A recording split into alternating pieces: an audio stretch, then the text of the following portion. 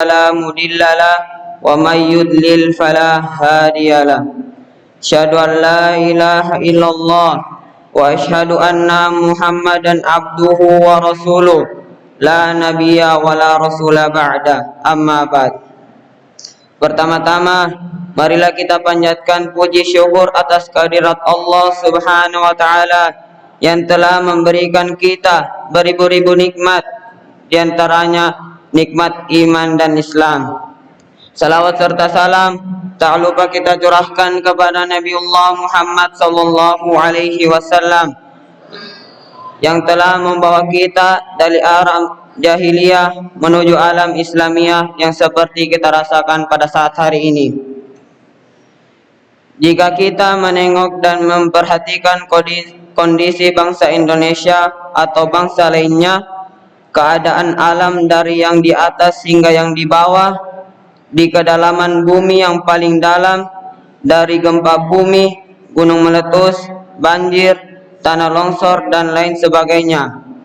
Peristiwa-peristiwa tersebut merupakan musibah yang terjadi secara beruntun di berbagai belahan dunia, yang telah menelan korban ratusan bahkan jutaan orang dalam sekejap. Dalam mensikapi peristiwa tersebut, mari kita mencoba mengambil hikmah yang terkandung di balik berbagai peristiwa tersebut. Yang pertama, musibah sebagai ujian dari Allah Subhanahu wa taala.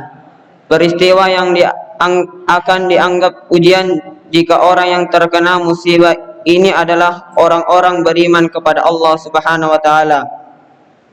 Kita bisa mengambil contoh dari kehidupan Nabiullah Ayyub alaihi salam yang diuji oleh Allah dengan kematian putra-putrinya, penyakit yang dideritanya, dicabut hartanya, dan ditinggalkan istrinya.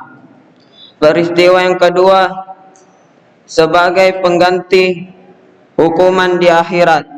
Jika suatu peristiwa ini merupakan pengganti hukuman, maka orang yang terkena musibah hendaknya bersabar dan bersyukur, karena hukuman atas perbuatan dosanya telah didahulukan oleh Allah di dunia ini.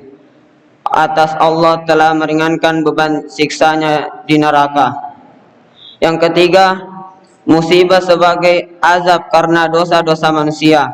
Suatu peristiwa merupakan azab jika manusia telah banyak melakukan kezaliman di muka bumi, membuat kerusakan di bumi dan lautan, bertindak tidak adil terhadap sesama manusia dan makhluk Allah lainnya.